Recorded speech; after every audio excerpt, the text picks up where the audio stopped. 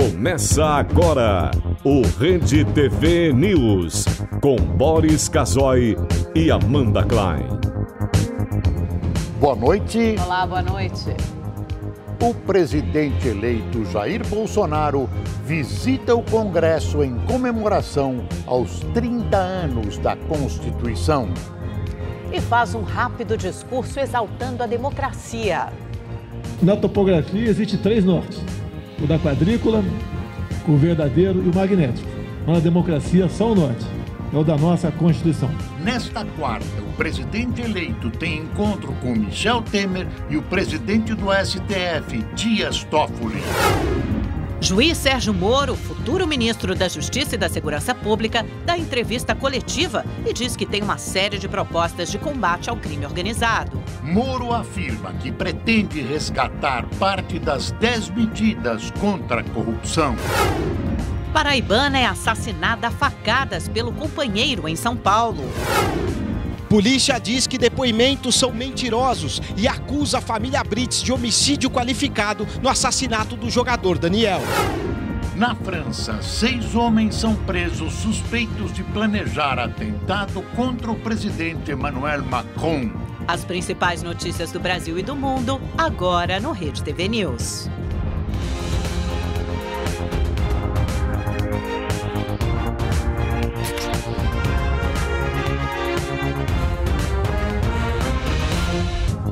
O presidente eleito Jair Bolsonaro cumpriu a agenda pela primeira vez em Brasília desde que foi eleito.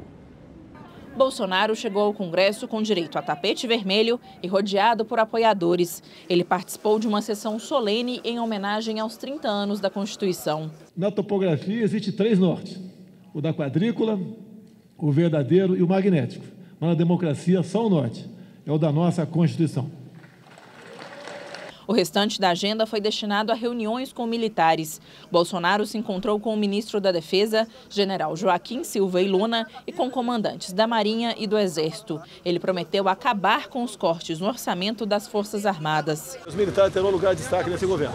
Bolsonaro ainda disse que o número de ministérios pode chegar a 17, caso não haja junção do Ministério da Agricultura com o Meio Ambiente. Garantiu que haverá mulheres na equipe e que não distribuirá ministérios entre partidos em busca de apoio. Essa velha fórmula de fazer política, toma lá da cá para ter apoio, não deu certo. Só teve até agora um partido pequeno que procurou atrás de ministério, mas imediatamente eu descartei. Em relação à reforma da Previdência, o presidente eleito se mostrou aberto ao diálogo. A melhor reforma não é a que eu quero ou a minha equipe econômica quer, é aquela que passa na Câmara e no Senado. Bolsonaro permanecerá em Brasília nesta quarta-feira. Estão previstas reuniões com o presidente Michel Temer e com o presidente do Supremo Tribunal Federal, ministro Dias Toffoli. Na quinta-feira, Bolsonaro deve retornar ao Rio de Janeiro.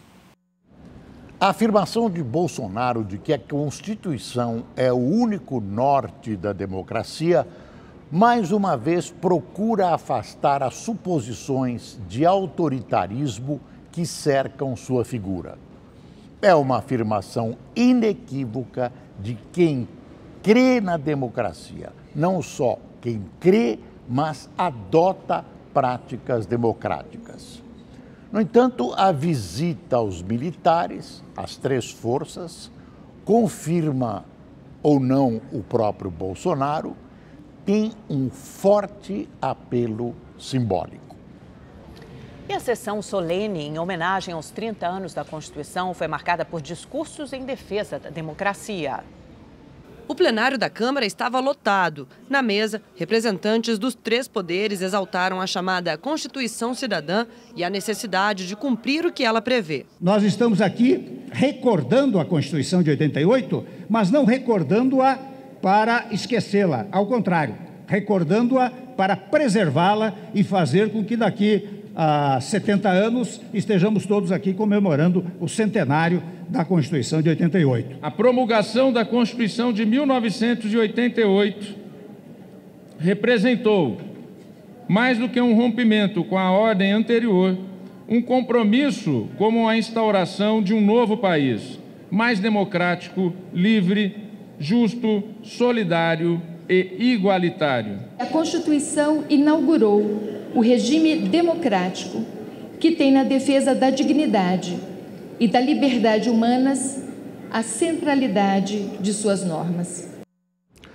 A Constituição é a que temos. Foi elaborada depois do regime militar e, portanto, influenciada pela intenção de que a democracia que retornava fosse preservada.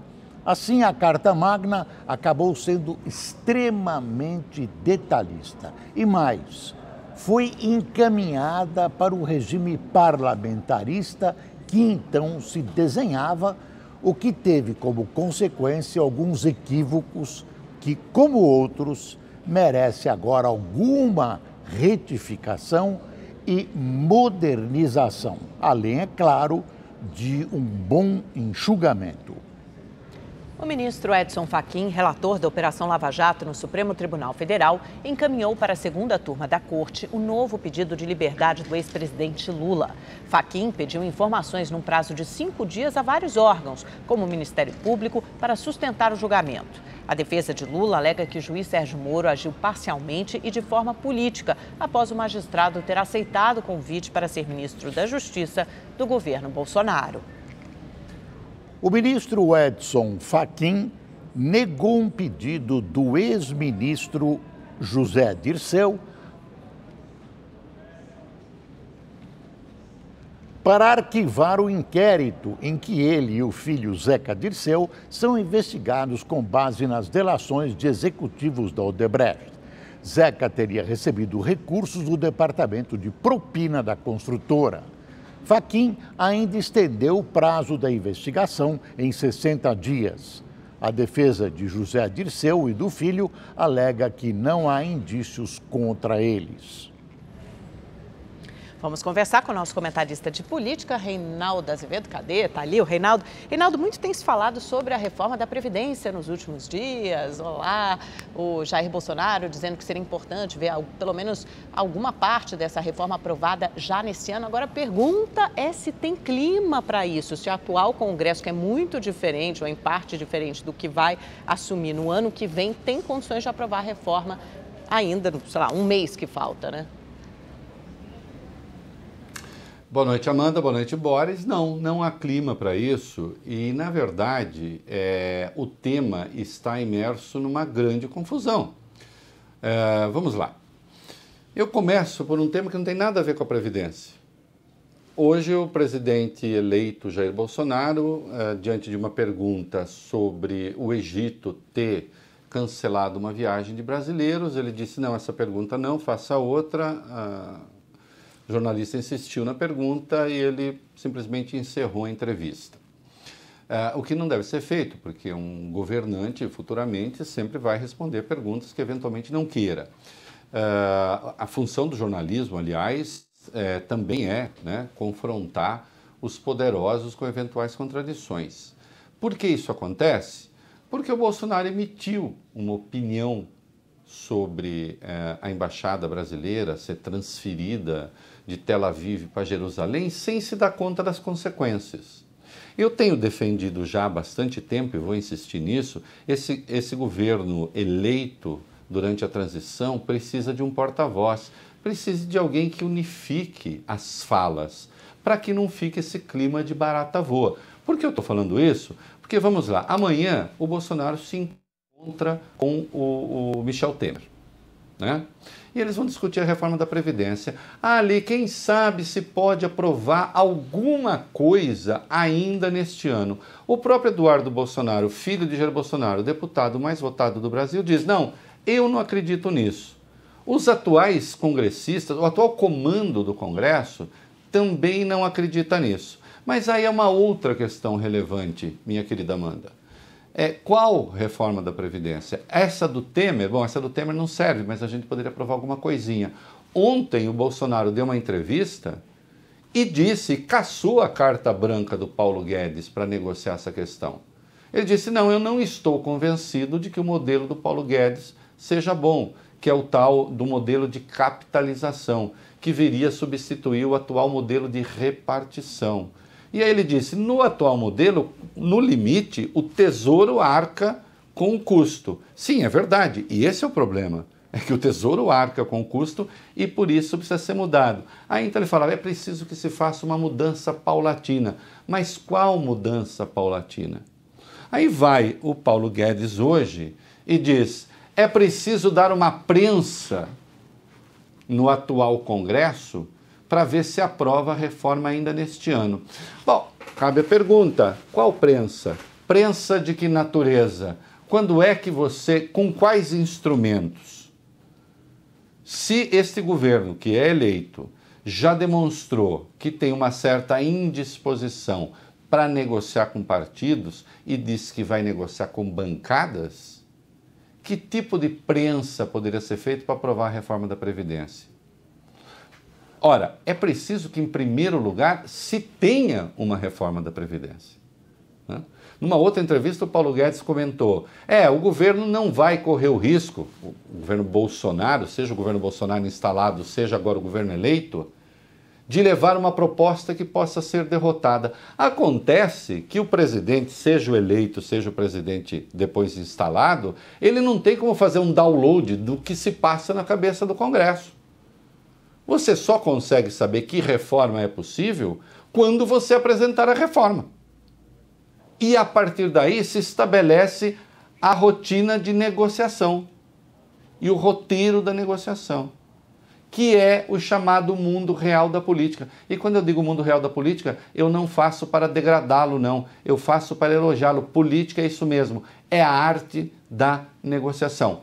O Bolsonaro vai ter que descobrir isso e só aí nós vamos ter uma reforma da Previdência. Boa noite. Rinaldo, boa noite, obrigado e até amanhã.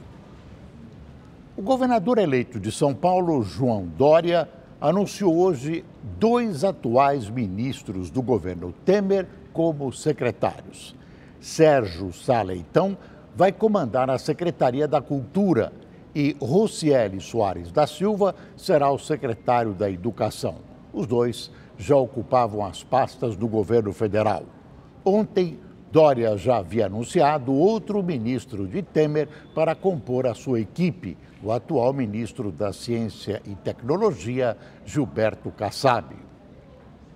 A Petrobras teve lucro de mais de 6 bilhões e 600 milhões de reais no terceiro trimestre do ano. O valor é 25 vezes maior do que o registrado no mesmo período de 2017. Segundo a estatal, maiores margens de lucro nas vendas de derivados e nas exportações, além do crescimento nas vendas de diesel, foram os principais responsáveis pelo resultado. O desempenho só não foi maior devido ao acordo de 3 bilhões e meio de reais firmado em setembro com o governo americano para encerrar investigações de casos de corrupção no país. Nos primeiros 9 meses do ano, a estatal somou lucro de 23 bilhões e 600 milhões de reais. O valor pago em impostos neste ano pelos brasileiros já superou os 2 trilhões de reais. A arrecadação total dos impostos é registrada por um painel da Associação Comercial do Estado de São Paulo. A soma foi atingida com 1 mês de antecedência em relação ao ano passado.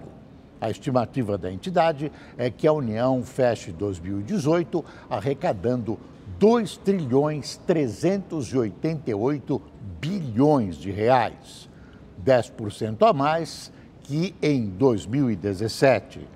Apesar disso, é possível que ocorra um déficit de cerca de 100 bilhões de reais nas contas do governo. O sistema tributário do Brasil é injusto e complicadíssimo. Afeta os mais pobres e trava a economia, além de cultivar uma burocracia extremamente prejudicial ao desenvolvimento. Tudo isso além do mau emprego desse dinheiro, que custa mais de 5 meses de trabalho para cada brasileiro. Por isso, esse sistema precisa ser urgentemente substituído por algo mais moderno, justo e eficiente. É o que o futuro governo, pelo menos, já está estudando.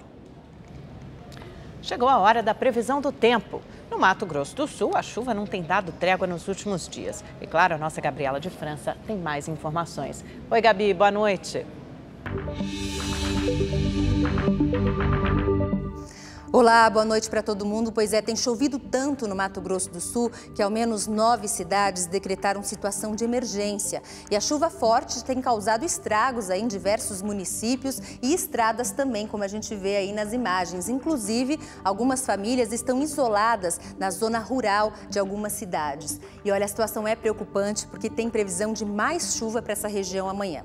Bom, e antes da gente ver como é que fica o tempo amanhã, você sabia que agora você pode participar da previsão do tempo aqui do Rede TV News? É só enviar aí vídeos com imagens como as que a gente viu agora há pouco, usando as nossas redes sociais aqui, ó, Facebook, YouTube e o Twitter, ou pelo nosso número do WhatsApp. E olha, não esqueça de informar seu nome completo e também a cidade da qual você fez o registro, para que a gente possa acreditar e colocar aqui, combinado? Vou ficar esperando seu vídeo, hein?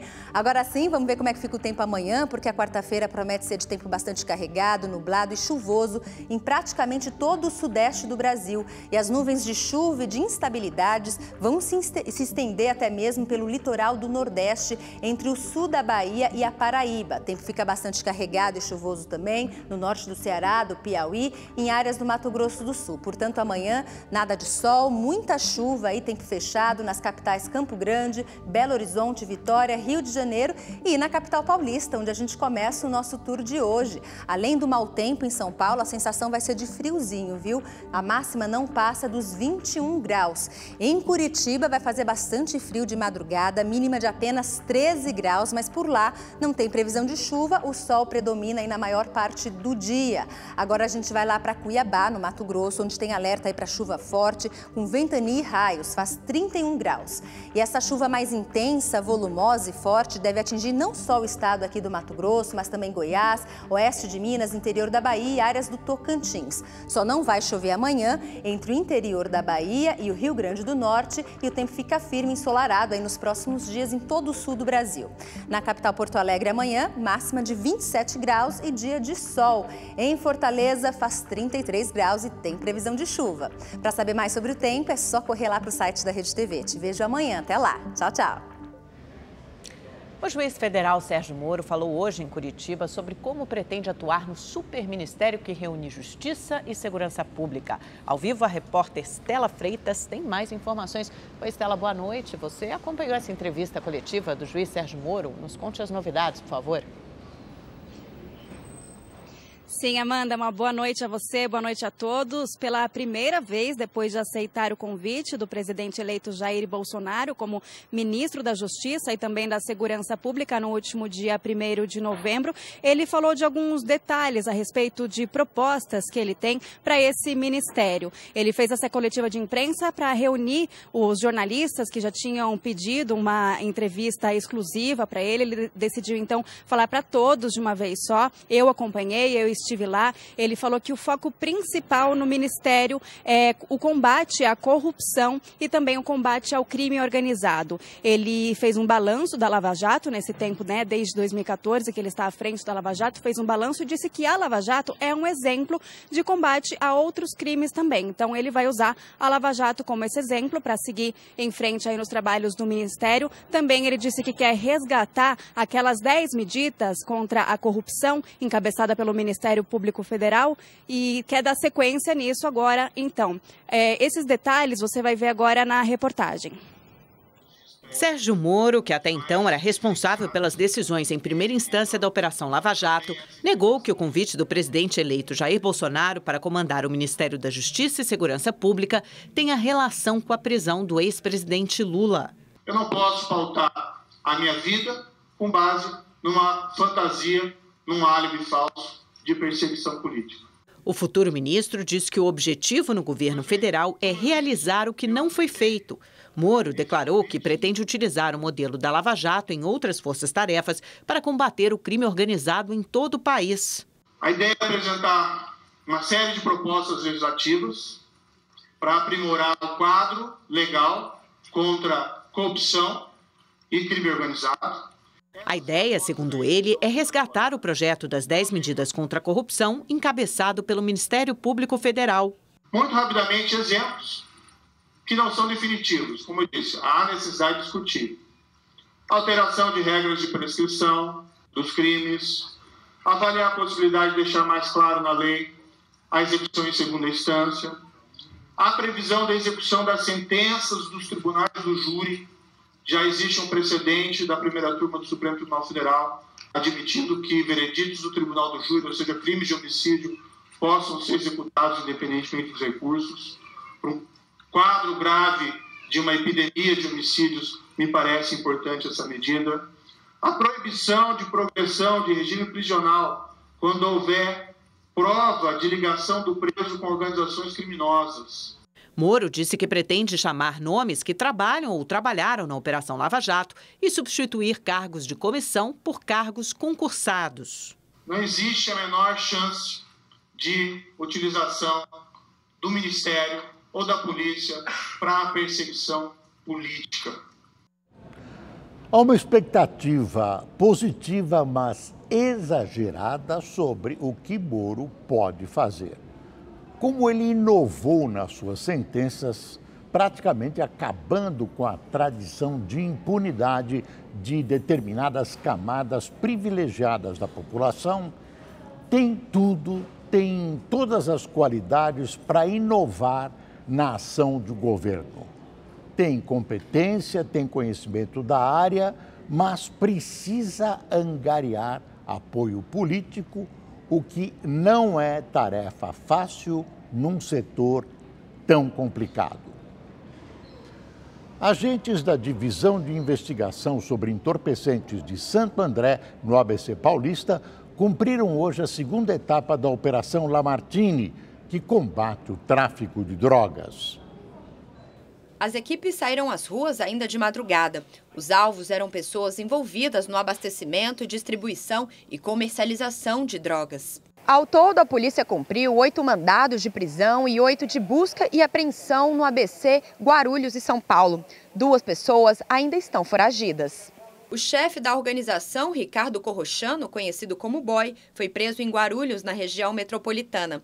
Já a namorada dele, Paloma Barros da Silva, foi encontrada no bairro de Heliópolis, na zona sul da capital paulista. Além do casal, outros 3 homens e uma mulher foram detidos. Os policiais encontraram também muita droga. Na semana passada, durante a primeira parte da operação, foram apreendidos 30 quilos de cocaína. A droga era embalada com uma foto do traficante colombiano Pablo Escobar, morto em 1993. Segundo os investigadores, a prática era para identificar a origem da droga. A polícia de São Paulo prendeu parte de uma quadrilha de estelionatários. Em apenas uma noite, o grupo chegou a desviar quase R$100 mil de contas bancárias. Quem tem mais informações ao vivo é o repórter Ed Bolo. Oi, Ed, boa noite. Boa noite, Amanda. Boa noite, Boris. Boa noite a todos. Um crime antigo, mas que continua fazendo vítimas. E nesse caso em especial, Amanda, idosos, aposentados e pensionistas que caíram no golpe. 3 pessoas foram presas em flagrante no centro da cidade, num apartamento, 2 mulheres, onde funcionava a central telefônica do estelionato. Como é que isso funcionava? Eles tinham uma máquina que eles ligavam para as pessoas dizendo que a conta dela foi clonada, que o cartão dela já não podia ser mais utilizado, com aquela voz do banco, sabe? Com aquela voz eletrônica. E se ela não digitasse a senha naquele momento, que ela perderia absolutamente tudo. Aí a pessoa ficava com medo, digitava a senha, pegavam essa senha, né, eletronicamente, depois eles mandavam um motoboy, olha que absurdo, buscar o cartão da vítima. Que loucura! A vítima entregava esse cartão, eles saíam aí sacando, comprando através do cartão de crédito. Agora, como eles tinham acesso a isso, Amanda? É um absurdo. Eles compravam isso de empresas especializadas que têm o meu nome, o seu, o do Boris, tem todos os dados lá. Entregavam para essa quadrilha e essa quadrilha fazia exatamente isso que que a gente acabou de mostrar aí através desse golpe eletrônico. R$90 mil na noite de ontem, mas segundo a polícia esse valor pode chegar a R$500 mil. Agora os policiais aqui na delegacia procuram o chefão do crime. Ele está foragido e é ele que a polícia agora quer para poder acabar com esse crime que, vou dizer uma coisa para você, é um absurdo. Não dê dicas, né? Não dê o seu telefone para ninguém, não dê os seus dados bancários para ninguém. Essa é a informação dos bancos, da Febraban, né? Através da Febraban e aqui da polícia. Não é para digitar nada, porque os bancos não agem dessa forma e você não vai ser vítima de um golpe como este. Ed Polo, de São Paulo, para o Rede TV News. Obrigado, Ed. Uma mulher foi encontrada morta no apartamento onde morava na zona leste de São Paulo. O companheiro dela, que não foi visto desde o último fim de semana, é o principal suspeito. O crime foi descoberto nesta madrugada após familiares que moram na Paraíba estranharem o sumiço de Francilânia. Eles ligaram para a portaria do prédio e pediram ao zelador que fosse até o apartamento. A porta estava aberta e Francilânia estava caída na sala, com o corpo perfurado. Uma faca foi encontrada no local. Segundo a polícia, ela foi assassinada no domingo. Francilânia Ribeiro Pinheiro tinha 41 anos e ia fazer 42 no próximo dia 19. Ela era professora e concorreu ao cargo de vereadora na cidade de Santa Helena, no sertão da Paraíba. Francilânia era da cidade de Santa Helena, no sertão paraibano, onde era conhecida como Laninha. Ela morava com o companheiro Cícero Correia do Nascimento, dono de um parque de vaquejada na mesma cidade. Ele está desaparecido e, se condenado, vai responder por feminicídio. Vizinhos contaram que não ouviram nada e que o casal era muito discreto. O corpo de Francilânia será enterrado na Paraíba. A mulher deixa uma filha de um outro relacionamento. 5 pessoas morreram e 4 ficaram feridas durante uma operação da Polícia Militar no Complexo da Maré, no Rio de Janeiro. O tiroteio começou de madrugada, quando homens do BOPE e do Batalhão de Choque entraram na comunidade. Nas redes sociais fala-se que entre os 8 feridos está MC Rodson. O funkeiro estaria passeando com o cachorro quando foi atingido. Ele passou por cirurgia e está fora de perigo. 3 pessoas foram presas. Um fuzil, uma granada, uma pistola e drogas foram apreendidos. Uma moto roubada foi recuperada. Os moradores da comunidade da Fazendinha, no Complexo do Alemão, também acordaram com tiros.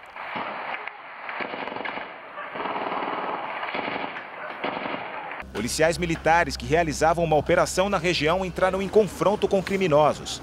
Até o momento, não há informação sobre feridos. Um suspeito foi preso. Foi divulgado hoje o primeiro laudo sobre o caso Rayane. De acordo com a perícia, a adolescente de 16 anos foi morta por asfixia mecânica, por estrangulamento. Ela teve ainda uma fratura no pescoço. O laudo confirma a versão de Michel Flor da Silva, que confessou o crime.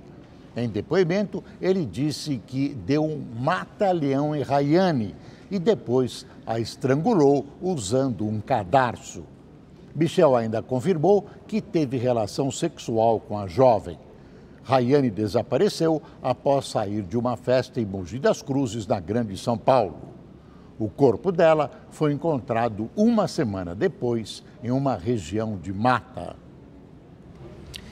Há exatamente um mês, mostramos aqui no Rede TV News uma cena revoltante. Nas imagens, 2 homens disputam um racha com charretes na região de Mairinque, no interior de São Paulo. Na corrida, um dos cavalos se machuca. Hoje, um laudo divulgado pela Polícia Civil aponta que as charretes estavam a pelo menos 50 km por hora. Na época, os homens que aparecem no vídeo disseram em depoimento que estavam a passeio. Eles foram multados em R$3 mil e devem responder por maus tratos. Pelo menos 17 imigrantes morreram ao tentar atravessar o mar Mediterrâneo rumo a países da Europa. Mais de 100 foram resgatados pela Guarda Costeira da Espanha. Em Melilla, uma cidade espanhola que fica no norte da África, as equipes encontraram 13 corpos em 2 embarcações. 80 imigrantes foram resgatados. Em Cádiz, no sul da Espanha, 4 imigrantes morreram após o barco em que estavam bater em rochas a poucos quilômetros da costa. 22 pessoas sobreviveram e outras 17 estão desaparecidas. Segundo a ONU, só neste ano, mais de 2.000 pessoas morreram tentando cruzar o Mediterrâneo para chegar à Europa. A polícia de Londres prendeu 5 pessoas suspeitas de envolvimento na gravação de um vídeo que ironiza um incêndio na Grenfell Tower, que deixou 71 mortos no ano passado. No vídeo, uma réplica do prédio, feita de papelão, com bonecos nas janelas, é colocada sobre uma fogueira. Enquanto isso, o grupo que participa da gravação faz piadas. A primeira-ministra britânica Theresa May disse que o episódio é inaceitável. Os 5 homens presos têm entre 19 e 55 anos e devem responder por ofensa à ordem pública. A tragédia aconteceu em junho de 2017 e foi o maior incêndio do país desde a Segunda Guerra Mundial. A União Europeia decidiu prorrogar por mais um ano as sanções contra a Venezuela. A medida visa pressionar o governo de Nicolás Maduro, acusado de suprimir a democracia e os direitos humanos. As sanções foram impostas pelo bloco no ano passado. Os Estados Unidos vão às urnas para as eleições legislativas de meio mandato. O presidente Donald Trump pode perder a maioria na Câmara, apesar dos ganhos na economia. As informações com a correspondente em Nova York, Luciana Camargo. De 4 em 4 anos é assim. No meio do mandato do presidente, os americanos comparecem às urnas para eleger senadores, deputados e governadores. Nós queremos algumas mudanças, um futuro melhor para as próximas gerações, para os meus netos. É isso que eu quero. Em cada estado, o horário de votação é diferente. Aqui em Nova York é um dos mais extensos. Das 6 da manhã às 9 da noite, o eleitor tem 15 horas para votar. Não tem desculpa, né? Mesmo porque o trabalhador tem o direito de ficar ausente do serviço por 2 horas para exercer sua cidadania. Eu espero que nós possamos corrigir este país, levantá-lo de novo.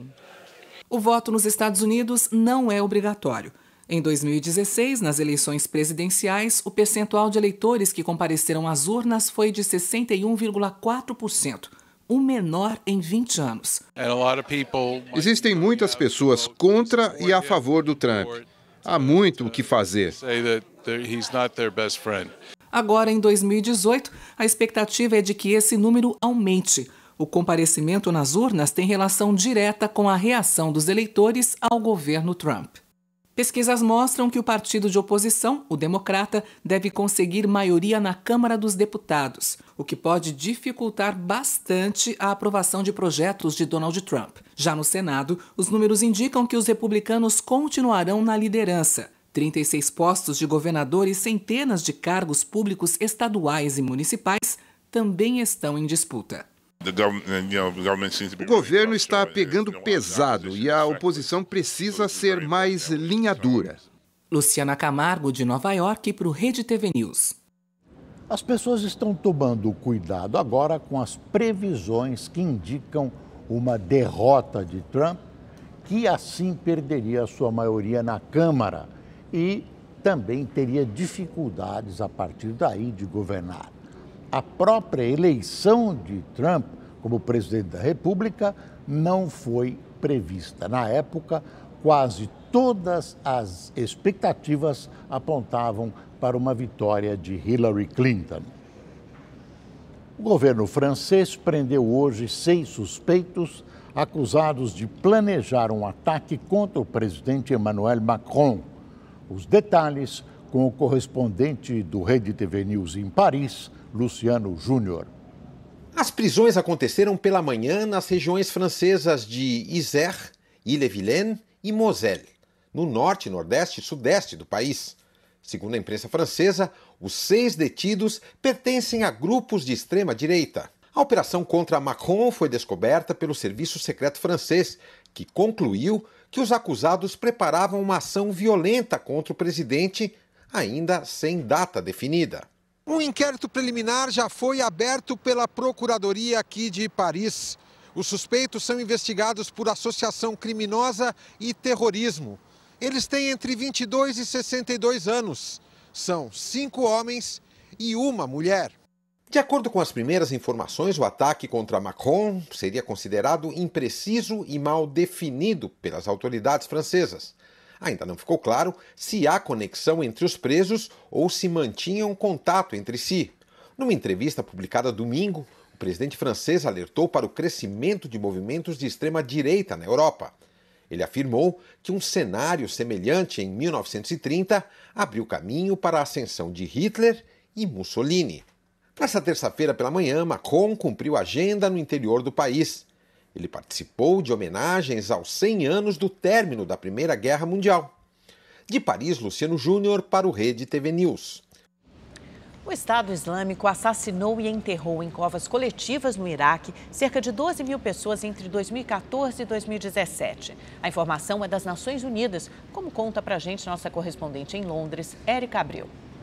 A Missão de Assistência das Nações Unidas no Iraque e o Gabinete de Direitos Humanos da ONU investigaram a violência em áreas do grupo terrorista e encontraram mais de 200 valas comuns, com cerca de 12 mil corpos em várias províncias iraquianas. Essas covas teriam sido utilizadas entre 2014 e 2017 e a descoberta acontece um ano depois do governo iraquiano ter acabado com a dominação do Estado Islâmico sobre o norte e oeste do país. Só nas províncias Nínive, Kirkuk, Elambar e Salahiddin, 1.258 corpos foram exumados e destes apenas 28 estão sendo investigados.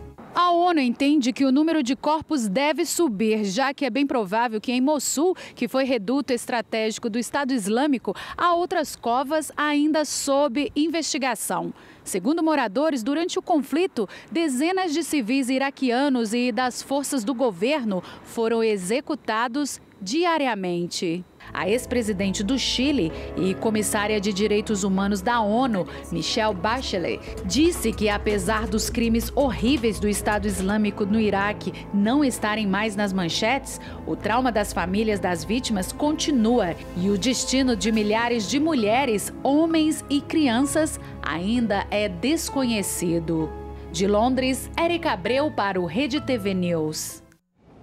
Um estudo feito por um instituto americano revelou que a China dobrou gastos com a segurança com o campo de concentração na província de Xinjiang, onde mantém 1 milhão de muçulmanos. Os detalhes com o correspondente Marcelo Espíndola. Segundo a Fundação Jamestown, um instituto de pesquisa de Washington, os gastos com os campos de concentração que abrigam cerca de 1 milhão de uigures, minoria muçulmana originária do Turcomenistão, país da Ásia Central, aumentaram em cerca de 3 bilhões de dólares, o equivalente a 11 bilhões de reais entre 2016 e 2017, um crescimento de 213%. Hoje, o governo chinês disse que se trata de um bom investimento para a manutenção dos campos de concentração na província de Xinjiang. Não houve nenhum ataque terrorista violento em 21 meses. A cidade ficou mais segura. O que é chamado de centro de treinamento vocacional é considerado por ativistas uma área de detenção para erradicar a cultura e o modo de vida dos uigures. No local é proibido, por exemplo, usar lenços no rosto e barbas longas. Já o governo afirma que o centro tem foco na reeducação. Oferece cursos e é capaz de livrar a pessoa do extremismo religioso que leva ao terrorismo. O regime divulgou ainda depoimentos positivos de internos e contou com o apoio do governador da província, que é de etnia uigur. Pequim relutou em assumir a existência dos campos de concentração, mas desde que admitiu, há cerca de um mês, trabalha na tentativa de desviar as críticas. Marcelo Espíndola, de Macau, para o Rede TV News. A China tem uma faceta econômica moderna, avançada, que coexiste com a pobreza, mas nem por isso deixou de ser uma ditadura sanguinária que não admite direitos humanos e reprime com violência qualquer lampejo de oposição. Na Itália, uma loja com produtos à base de maconha faz sucesso entre moradores e turistas que procuram relaxar entre um passeio e outro. Veja só com o correspondente na Catânia, Mauro Beni. Catedrais em escala gigantesca, monumentos que predominam sobre a paisagem. centros urbanos, arquitetura, gastronomia, moda e toda a tradição do velho continente. Lugares que trazem uma sensação de paz para muita gente, mas tem quem queira algo a mais nesse roteiro turístico. Outro jeito de relaxar é dar de encontro com uma loja de consumo inusitado, o Cannabinol, que é mais conhecida como a maconha sem THC. Aqui todos os produtos vendidos nesse ponto não têm substâncias narcóticas, é tudo consumido e comercializado legalmente. Cafés, chocolates, biscoitos, bebidas e doces, ou seja, vários tipos de produtos baseados em cânhamo, sem o THC, o tetrahidrocannabinol, e também outros com o CBD, que é o cannabinol, com propriedades analgésicas, anti-inflamatórias e ansiolíticas, sem os efeitos psicoativos que o THC proporciona. Eu sou favorável ao uso médico de cannabis, porque certamente é uma coisa mais natural e menos invasiva que a morfina, que é bem mais perigosa. Também é possível encontrar vários tipos de acessórios, como cachimbos, isqueiros, deschavadores e seda. Esse tipo de comércio foi liberado na Itália há cerca de 1 ano e meio. Mesmo assim, tem quem seja contra qualquer tipo de comércio envolvendo maconha. Eu penso que as drogas não são boas. No entanto, se forem usadas para fins terapêuticos, para curar uma pessoa, é melhor. Talvez eu seja a favor, porque também é verdade que você usa a morfina no hospital para acalmar as pessoas, e isto é um problema. Isso faz parte das drogas. O problema é quando é usado de forma errada, no nível em que se torna um negócio, drogando com pessoas que podem perturbar outras pessoas aqui. O cenário relacionado à maconha vem mudando rapidamente. A falta de qualquer conhecimento agregado sobre os efeitos da cannabis para a saúde tem levado a incertezas sobre quais são os perigos ou benefícios desse uso. De Catânia, na Itália, Mauro Beni para o Rede TV News. A camada de ozônio pode se recuperar totalmente até 2060, segundo evidências apresentadas pela ONU Meio Ambiente. Desde 2000, a regeneração cresceu de 1 a 3% por década. Se for mantido esse padrão, a camada deve se restaurar totalmente até 2030 no hemisfério norte. A recuperação no hemisfério sul e nas regiões polares, porém, levará mais 30 anos. A destruição da camada de ozônio foi comprovada pela primeira vez ainda na década de 80. A camada protege a superfície da Terra contra os raios ultravioletas, capazes de causar doenças como câncer de pele. A Polícia Civil de São José dos Pinhais, região metropolitana de Curitiba, irá indiciar a família Brites no caso do jogador Daniel. O delegado Amadeu Trevisan acredita que o pai, mãe e filha estão mentindo.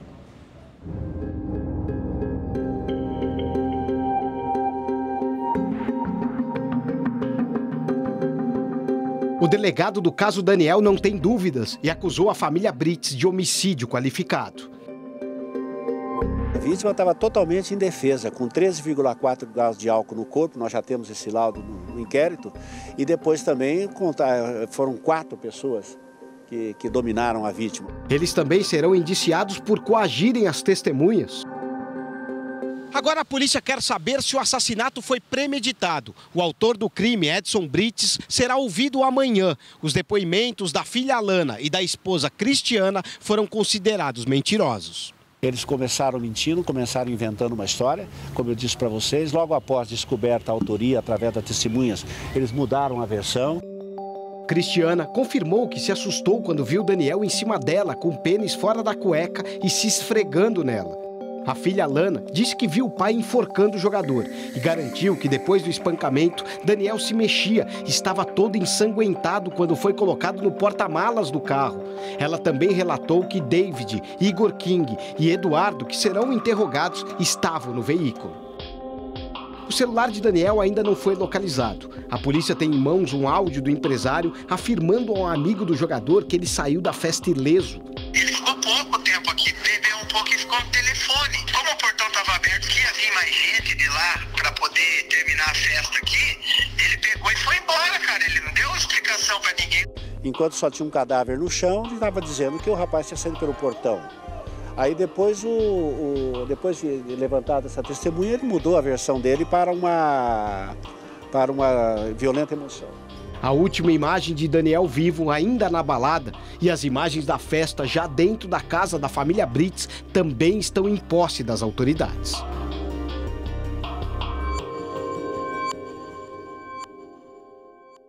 E o Brasil volta a ter um piloto na Fórmula 1 a partir do ano que vem. O mineiro Sérgio Sete Câmara foi confirmado hoje como piloto de testes da equipe McLaren. Ele será parte do programa de jovens talentos da equipe britânica. Sérgio será o terceiro brasileiro a pilotar para a McLaren. Emerson Fittipaldi, Nelson Piquet e Ayrton Senna correram pela equipe. Abrir o próprio negócio tem sido a alternativa encontrada por milhões de brasileiros depois dos 50 anos de idade. As pessoas dessa faixa etária são as que mais trabalham por conta própria. Rosane trabalhou durante 20 anos em uma empresa de comércio exterior e, mesmo aposentada, não abandonou a rotina do escritório. Só há 2 anos decidiu parar de vez. Exige coragem, mas eu acho que vale muito a pena e você tem que aproveitar exatamente o fator idade. Por que não? Experiência, exatamente. Aos 59 anos, ela dedica boa parte do tempo às imagens de gesso e usa guardanapos e tecidos para decorar as peças. O cliente me deixa trabalhar com a imaginação. Eu nunca faço uma peça igual a uma outra e sempre, assim, podendo exercitar muito a minha criatividade. De acordo com o IBGE, o número de pessoas com mais de 50 anos de idade que trabalham por conta própria é cada vez maior. Em 15 anos, aumentou mais de 60%. O último levantamento mostra que cerca de 5 milhões de brasileiros nessa faixa etária se tornaram empreendedores. Entre as 7 faixas etárias pesquisadas, este foi o maior crescimento registrado. Já no Sebrae, os cinquentões que decidem abrir o próprio negócio representam 10% do total de empreendedores no país, maior nível da série histórica. A maioria, pessoas com dificuldade para conseguir emprego e aposentados. O mundo tem trabalhado o empreendedorismo para a vida e há um movimento nesse sentido, de depois dos 50 anos a pessoa se descobrir e querer se empreender ou colocar o seu sonho para funcionar. Mas os candidatos a microempresários precisam tomar alguns cuidados. É importante, sim, se preparar, conhecer melhor esse mercado, buscar atualização, às vezes até cursos, se especializar melhor, conhecer melhor aquele mercado, para depois, sim, fazer o planejamento e buscar esse caminho. Rosane fez tudo isso e agora, além de não ficar parada, usa a nova fonte de renda para complementar a aposentadoria. Por mais que você trabalhe uma vida inteira, na hora de se aposentar você tem, eu acredito que a maioria dos brasileiros tem que ter um plano B. E se você quer rever esta ou outra matéria do Rede TV News, inscreva-se agora no canal da Rede TV no YouTube. Lá você pode assistir a íntegra de todos os nossos programas. Acesse agora o youtube.com/redetv. Na Austrália, um homem de 33 anos morreu após ser atacado por um tubarão. A vítima se divertia com amigos praticando stand-up paddle nas ilhas Whitsundays, quando caiu na água e foi mordido pelo animal. Ele foi levado para um barco e 2 amigos médicos fizeram os primeiros socorros. O homem ficou gravemente ferido e foi reanimado 2 vezes antes de chegar à costa. Ele teve que ser levado de helicóptero para o hospital, mas não resistiu. Este é o 3º caso em menos de 2 meses na mesma região. Em setembro, uma mulher de 46 anos e uma menina de 12 ficaram gravemente feridas em ataques separados. A menina perdeu a perna. Os 2 incidentes aconteceram em menos de 24 horas. Perdeu algum momento do Rede TV News ou então quer assistir novamente? Basta inscrever-se no canal da Rede TV no YouTube, sua emissora favorita no mundo digital. Uma ótima noite para você. Até amanhã. Boa noite.